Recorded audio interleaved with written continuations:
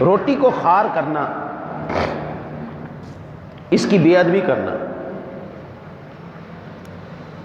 روٹی کو ایسی جگہ پہ رکھنا جہاں پر اس کی بے ادبی ہو، یہ بھی روحانی بیماریوں میں سے ہے جو ہمیں منزل ولایت پر فائد ہونے سے روکتی ہیں۔ چارپائی پر بغیر دسترخوان بچھائے کھانا، نکلے ہوئے کھانے میں دیر کرنا، چارپائی پہ خود سرہانے بیٹھنا اور کھانا پائنتی یعنی جس طرف پاؤں کیے جاتے ہیں اس حصے کی جانب رکھنا، دانتوں سے روٹی کترنا، چینی یا مٹی کے ٹوٹے ہوئے برتن استعمال میں رکھنا، خواہ اس میں پانی پینا، یہ جائز نہیں ہے، مکروہ ہے۔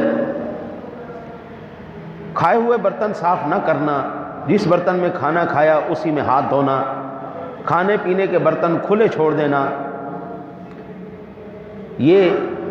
بات بڑی اہم ہے۔ یہاں پر آدمی جب کھانے کے برتن کھلے چھوڑ دیتا ہے تو آسمان سے بلائیں اترتی ہیں،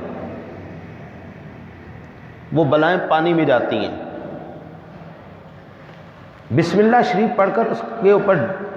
ڈھکن رکھ دیں یا کوئی کسی چیز سے اس کو ڈھانک دیں تو اللہ تعالیٰ کے کلام کی مہر لگ جاتی ہے، اس چیز میں کوئی شے شامل نہیں ہو سکتی، کوئی بلا اس میں شامل نہیں ہوتی۔ تو یہ بھی خیال رکھیے کہ جب بھی برتن کوئی رکھیے، ہمارے پہلے نا جی چائے کے کپوں کے ساتھ پیالیاں آتی تھیں، وہ پرچیں آتی تھیں، پلیٹیں چھوٹی پر، تو وہی بعض اسی میں چائے پیتے تھے، بعض جب چائے کو انتظار کرواتے تھے تو وہ اوپر رکھ دیتے، اس لیے برتن کو ڈھانک دینا چاہیے۔ روٹی کو خار رکھنا بے ادب ہو اور پاؤں میں آئے، بے ادبی ہو، پاؤں میں آئے۔ حضرت سیدنا امام برہان الدین